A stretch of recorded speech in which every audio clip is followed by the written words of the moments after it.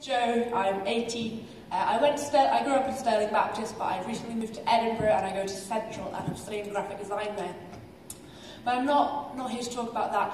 I'm here to talk about action teams as advertised by my lovely hoodie. If you don't know action teams, then I'll give you a really brief overview. If you do know action teams, I'll give you a quick reminder.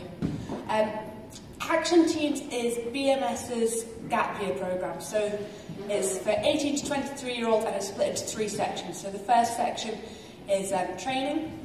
So you do 1 month living in Birmingham and you learn all these cool things and really prepare yourself for going overseas. You then do 6 months overseas, and it's worth mentioning that you do this in a team. So I went to Nepal with 3 other girls, and our main project was working with children with disabilities in a school set up there.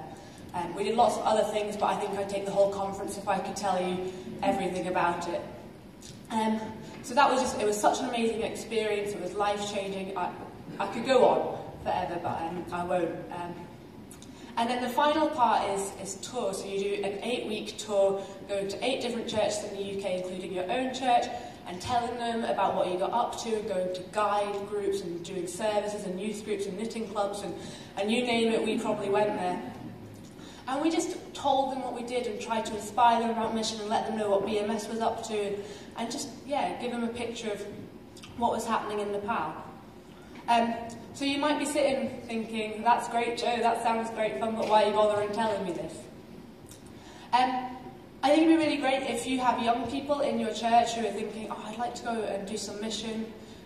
You can say that you went to the Baptist Assembly and you heard this girl with a funny accent talk about her gap year.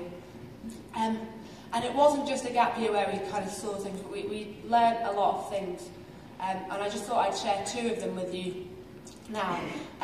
Before I left for Nepal, I had absolutely no idea what I wanted to do with my life. Like, one of the final things my mum said to me before I got on the plane was, oh, and figure out what you want to do. I was like, no pressure. But actually, I was reading through my diaries, and it everything fell into place pretty quickly. I think within a month, I had it sussed out. During our training, we had a day at BMS HQ in Didcot, and we were given a tour, and they were like, oh, so this is the finance department, that's Malcolm, he does this, and this is this department, and they do this, and this is the communications department, and they do this. And I thought, hey, that sounds cool, I like what the communications department do, I can do all that. But then I kind of thought, it's maybe just unique to BMS, maybe they wouldn't really have it in other places. So I put it to the back of my mind. When we arrived in Nepal, one of the other projects we worked in had a communications department, and I thought, hey, this is legit, this is a job. Cut a long story short, 2 weeks after coming back from Nepal, I was sitting with 2 unconditionals and waiting to hear back from another place, and now I'm studying graphic design to go and use it in a communications department. So my time with action teams really guided where I went. But it wasn't just kind of where I'm going, what I learned, that made a lot of sense. I learned things about God, is what I'm trying to say, and one of the massive things that I learned about God was that he works in tiny ways. Like, I went to Nepal with kind of a quota of how many big miracles I wanted to see. Like, if we didn't have a village transformed every other week, then it just wasn't good enough. And I got back, and I was like, well, it was really cool. God did amazing things, but it didn't quite meet my quota, so I don't quite know what's happened there. And I was chatting to one of my teammates. She's like, why are you being so silly? Of course God moved in ways, just like not obvious ones. Were you expecting like a message in the sky or something?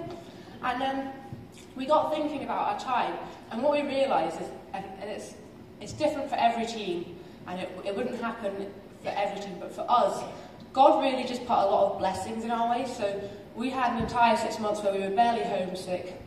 We got on really well. Our projects just worked. We made amazing friends. And my favourite story to share about this is that in the school that we worked in, our class placements just was so perfect for us. Like, you could put it down to coincidence or whatever, but on our first day we were walking through the school and the deputy head teacher was saying, okay, you're going in that class, and you're going in that class, and you're going in that, and you're in that class. And it felt completely random. And it wasn't until a couple of months in that we actually realised that was God making us stand in the right order behind the deputy head. Because my teammate Jenny, she's really smart, and she wanted to do a lot of teaching, so she ended up helping with the class who were that little bit more able and who could learn, and some of the girls spoke English, and she had the opportunity to teach them geography and maths and English, and at one point they had a life-size cardboard cutout of me and they were learning body parts. And my teammate Hannah, she's really patient, and she ended up with a class who just took that little bit more time, and if the rest of us had that class, we were just like, oh, hurry up and just do it. But Hannah was just amazing at sitting with these kids and just letting them figure out what they were learning in their own time. And my teammate Megan is amazing with small children. Like, we realised quite quickly that the rest of us, we don't really like kids that much. Like, we don't like young, that's wrong, you know, we don't like young kids, we just don't have the energy. And Megan, she can just keep on going, and for 3 days a week, she would just like, energy levels up here. We were like, if that was us, we would be gone, we'd be on the next plane home.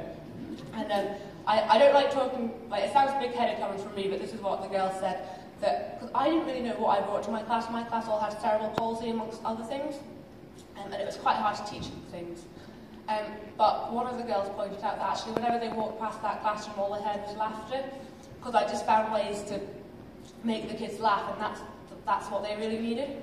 So we really learned God could just, he didn't put massive letters in the sky saying this is what happened, but we could have really cool lessons on, well, we're just going to push that into the right place so everything just works really well for you.